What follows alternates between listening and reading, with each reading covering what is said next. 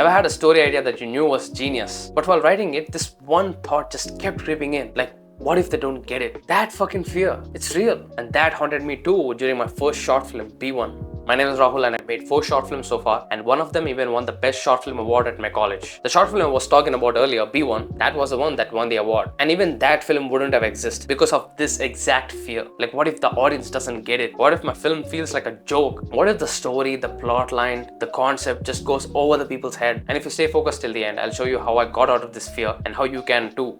In B1, this is the one here, the whole story revolved around time paradoxes, multiple clones, and all of those concepts made me feel anxious. And I kept thinking that, is this too difficult for people to understand? Should I simplify it a little bit more? Like, should I even stop pursuing this kind of time travel concept?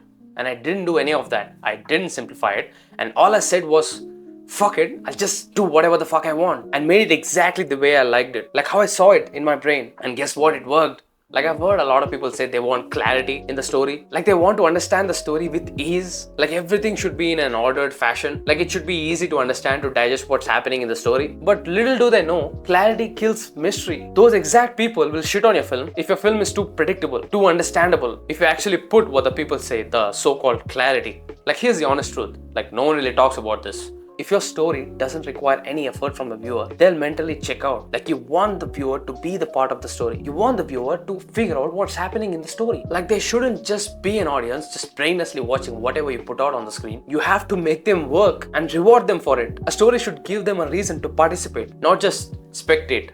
See, what I've observed is there are 3 kinds of audiences: basic viewers, intermediate viewers, and advanced viewers. Basic viewers are just there to feel entertained. Like, they want to see the film and just feel entertained and not think about anything else. Like, it's just an escape for them. I'm not saying that's bad, that's absolutely fine. I've been there, I was that person, I was that basic viewer. Especially when I want to escape this whole daily life drama and feel stressed about it, that's where I go. And now the second type of viewers, intermediate viewers. They actually try to understand what's happening. These are the people that understands the film and enjoys the film as well for what it is. And lastly, there are advanced viewers. They go beyond the narrative. Like, these are the people who catch those subtle elements that has been put by the director, but nobody really notices it except these fellas. Like, they interpret the subtext, the themes, the symbolism of the story. And if you ask me, they're fucking cinema maniacs. Like, I do that as well for some of the films. So after understanding the dynamics of how an audience views a film, I made a core rule for myself: entertain the basic, engage the thinkers, and reward the obsessed. Layer your story. Start with the visuals and stakes and the fundamentals of your story, and add deeper meaning, and then add subtlety. That's how you get everyone on board without dumbing down anything, without sacrificing the natural essence and the complexity of your idea.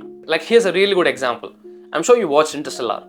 Of course you did. See, not all of them got Interstellar right in the first view, but they felt it. From emotion, from time dilation to insane theories, everyone took away something. Like, the movie had something for everyone. That's the job. Not clarity, but emotion. And if your audience misunderstood the whole film, good. Some people didn't even get the ending of B1. They asked, who is the real Alex? Like, why did the time reset again? And instead of explaining, I just smiled. If they're asking questions, they give a shit. That's a win. Don't ever kill that by spoon feeding. Let people have their own interpretation of the film. Each of those interpretations is a mini story that's running inside their head. Like, the original plot could be something else, and what they thought about and what they interpret could be something else as well. And that's fine. That adds to the experience. Like, if someone really misinterprets your film badly, like they go into the total opposite direction, like, who cares, man? Why do you give a shit? You made something that moved someone enough to make their own interpretation. Like, you made them think, you made them give a shit about it. That's why we do what we do. So finally, what you can take away is, don't dumb it down. Don't fear being misunderstood. If your story makes them feel something, even if it's confusion, guilt, awe, then you fucking won. Complexity is your weapon. Don't hide it. Inside my course, I show you how to write stories like these. It's in the top link in the description. I don't just teach cool visuals, but stories that slap people in the chest with meaning. And if you're stuck or insecure, this course rips that out of your chest, and we'll write our script side by side, you and me. By the end of the course, you'll have something that's 100 times better than the trash that most beginners put out. So what are you waiting for? Just join. Subscribe to join the cult, and I'll see you later.